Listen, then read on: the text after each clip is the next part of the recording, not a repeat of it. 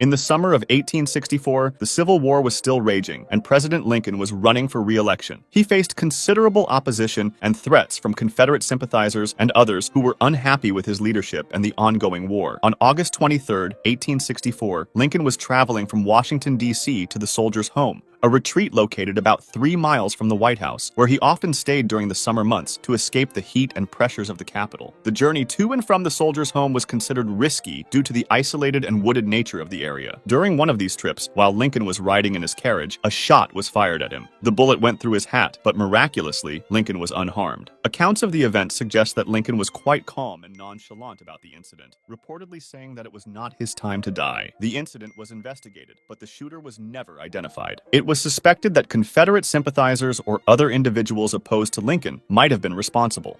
Abraham Lincoln, too. On the evening of April 14, 1865, President Abraham Lincoln was attending a play at Ford's Theater in Washington, D.C. The play was Our American Cousin, and Lincoln was in a particularly good mood, as the Civil War had just ended a few days earlier with the surrender of Confederate General Robert E. Lee. John Wilkes Booth, a famous actor and Confederate sympathizer, had been plotting against Lincoln for some time. Initially, Booth had planned to kidnap Lincoln, but after the war's conclusion, he decided to assassinate him instead. Booth and his co-conspirators planned to kill several top government officials to destabilize the Union government. Booth himself took on the task of killing Lincoln. During the play, Booth slipped into Lincoln's private box and shot him in the back of the head with a small pistol. After firing the fatal shot, Booth leapt from the box to the stage, injuring his leg in the process, and escaped the theater, shouting, "Sic semper tyrannis," which means "thus always to tyrants" in Latin. Lincoln was carried across the street to a boarding house, where doctors attended to him through the night, but his wound was mortal. He died the next morning at 7:22 a.m. on April 15, 1865. Booth fled Washington, D.C., and was pursued by Union soldiers. After 12 days, he was found hiding in a barn in Virginia. The barn was set on fire to flush him out, and he was shot and killed by Sergeant Boston Corbett. James Abram Garfield. James Abram Garfield, the 20th President of the United States, was shot on July 2, 1881, by Charles Julius Guiteau. Guiteau, a mentally unstable office seeker who believed he deserved a political appointment from Garfield, had been stalking the president for weeks. On the morning of July 2nd, Garfield was at the Baltimore and Potomac Railroad Station in Washington, D.C., preparing to leave for a summer vacation. As he walked through the station with Secretary of State James Gillespie Blaine, Guiteau approached from behind and fired 2 shots. One bullet hit Garfield's arm, while the other lodged in his abdomen. Garfield was taken to the White House, where he was treated by doctors who, unfortunately, made numerous mistakes. The medical practices of the time were not aseptic, and doctors used unsterilized instruments and hands to probe Garfield's wound repeatedly, searching for the bullet, which led to severe infections. Garfield's condition worsened over the summer, as he endured intense pain and high fevers. Despite various attempts to improve his health, including moving him to the seaside in New Jersey, he did not recover. After 79 days of suffering, Garfield succumbed to his injuries and the ensuing infections on September 19, 1881. Guiteau was immediately arrested after the shooting. He was tried for murder, and despite his claims of insanity, he was found guilty and executed by hanging on June 30, 1882. William McKinley.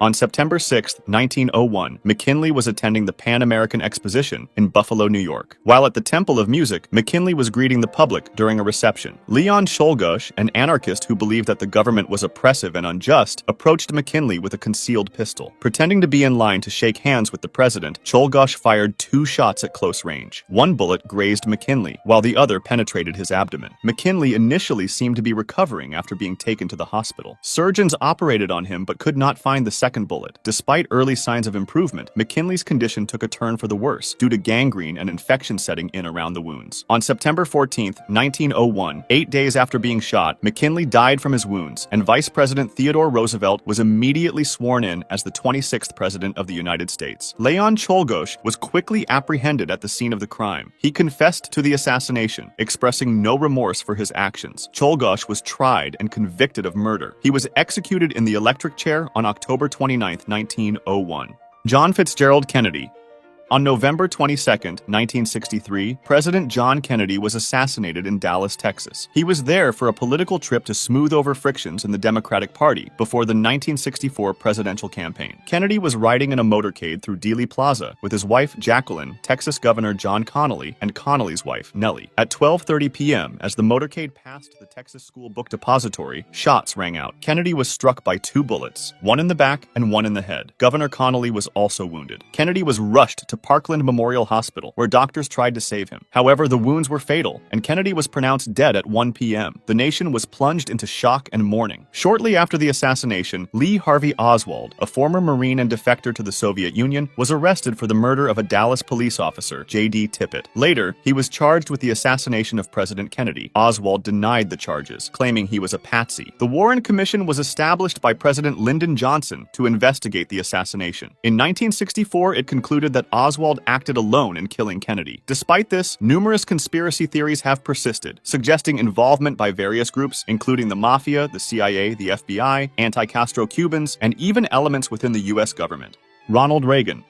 On March 30th, 1981, President Ronald Reagan was shot while leaving the Hilton Hotel in Washington, D.C. The Secret Service agents acted quickly, shoving the president to his limousine, and so only one of the bullets fired from the .22 caliber revolver hit Reagan. As the president was hit under his left armpit, his wound was only noted after he started coughing up blood. With the bullet lodged just an inch away from his heart, the president's wound was life-threatening, and Reagan would stay 12 days in the George Washington University Hospital. His shooter was John Hinckley Jr., who had developed a paranoid infatuation with then-child actress Jodie Foster after having watched the film Taxi Driver. After his attempts to contact Foster proved fruitless, Hinckley came to believe that the only way she would notice him was through the assassination of a president. Hinckley thus began to stalk President Jimmy Carter. Although he had gotten close to Carter, he changed his target to the new president shortly after his inauguration. After firing 6 bullets, Hinckley was put to the ground and was ultimately found not guilty by reason of insanity. He remained in institutional psychiatric care until 2016.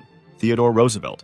On the evening of October 14, 1912, Theodore Roosevelt was in Milwaukee, campaigning for a third term as president. While walking to the car, a crowd started to gather around the presidential candidate, and Roosevelt came face-to-face with John Schrank, who was armed with a .38 caliber Colt revolver. The bullet hit Roosevelt on the right side of his chest, but he was protected by a thick 50-page speech manuscript folded in half and the metal case where he stored glasses. While Schrank was being wrestled to the ground, Theodore Roosevelt asked for mercy for his shooter, restoring the order before the arrival of the police. Despite the bleeding and the bullet still inside him, Roosevelt decided to give the speech he had planned in the Milwaukee auditorium. After his 1-hour speech, he was rushed to a local hospital and then to Chicago, where the doctors decided against removing the bullet. Roosevelt would die with it still inside his chest a few years later. Schrank, who claimed to have dreams in which U.S. President William McKinley accused Roosevelt of killing him, had been stalking the former president through 8 states in order to assassinate him. Diagnosed with paranoid schizophrenia, Schrank was imprisoned at an institution for the criminally insane,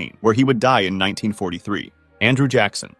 On January 30th, 1835, Andrew Jackson, the 7th President of the United States, was attending the funeral of South Carolina Congressman Warren R. Davis at the U.S. Capitol. As Jackson was leaving the funeral, he was approached by Richard Lawrence, an unemployed house painter with a history of mental illness. Lawrence aimed a pistol at Jackson and pulled the trigger, but the weapon misfired. Undeterred, Lawrence pulled out a second pistol and fired again, but this weapon also misfired. Witnesses described the sound of both pistols misfiring as resembling a small explosion, but remarkably, neither shot struck Jackson. Known for his fiery temper and toughness, Jackson immediately charged at Lawrence, using his cane to defend himself. Several bystanders, including Davy Crockett, a congressman and American folk hero, quickly intervened and subdued Lawrence. Jackson was unharmed. Richard Lawrence was quickly apprehended. During his trial, it became clear that he was mentally unstable. He believed that Jackson was preventing him from becoming the rightful heir to the British throne, and that the U.S. government owed him a large sum of money. Lawrence was found not guilty by reason of insanity and spent the rest of his life in various institutions. Franklin Delano Roosevelt. On February 15, 1933, an assassination attempt was made on President-elect Franklin Delano Roosevelt in Miami, Florida. Roosevelt was giving a speech from the back of a car to a crowd when an Italian immigrant named Giuseppe Zangara fired several shots at him. Although Zangara missed Roosevelt, he struck several others, wounding 4 people, including Chicago Mayor Anton Cermak. Cermak later died from his injuries. Zangara was quickly apprehended and later executed in the electric chair. Harry Truman. On November 1, 1950, an assassination attempt was made on President Harry Truman at the Blair House in Washington, D.C., where he was staying while the White House was undergoing renovations. 2 Puerto Rican nationalists, Oscar Collazo and Griselio Torresola, launched the attack in an effort to draw attention to their cause for independence. Collazo and Torresola approached the residence with firearms and began firing. Torresola shot a guard and managed to get into the grounds, while Collazo was apprehended after being shot in the leg. The attempt was neutralized, and Truman was unharmed. Both assailants were captured, and Torresola was sentenced to death, while Collazo received a life sentence. Gerald Ford. President Gerald Ford faced an assassination attempt on September 5, 1975, in Sacramento, California. As he exited the California state capitol, Lynette "Squeaky" Fromm, affiliated with the Manson family, aimed a gun at him. Quick action by the Secret Service resulted in her immediate arrest. Gerald Ford, too.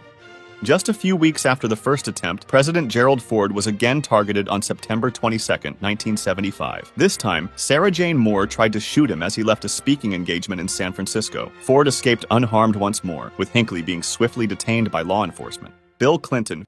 On October 29, 1994, President Bill Clinton faced an assassination attempt when Francisco Martin Duran fired multiple shots at the White House from a nearby street. Clinton was inside at the time. Duran was quickly subdued and later received a 40-year prison sentence for the attack. George W. Bush.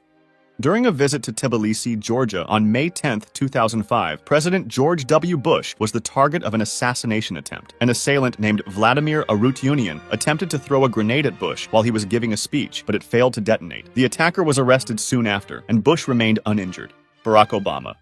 In November 2011, 21-year-old Oscar Ramiro Ortega Hernandez attempted to assassinate President Barack Obama by firing shots at the White House from a nearby location. Believing he was targeting the president, Ortega's actions raised significant security alarms. He was apprehended shortly after the incident and later sentenced to prison.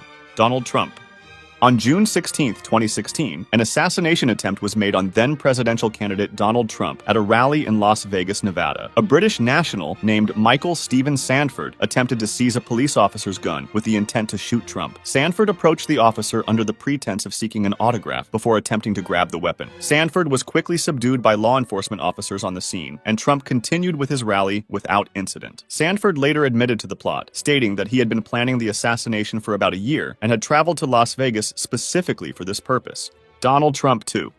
On July 13, 2024, when presidential candidate and former President Donald Trump was at a campaign rally, he was hit on the ear by a gunshot fired by Thomas Matthew Crooks, a 20-year-old man from Pennsylvania. One civilian was also killed, while two others were critically injured. The shooter was quickly neutralized by a Secret Service agent. This was the first time a presidential candidate was injured, as well as a former president in over 40 years. If you want to discuss this video or suggest an idea for the next one, join my Discord.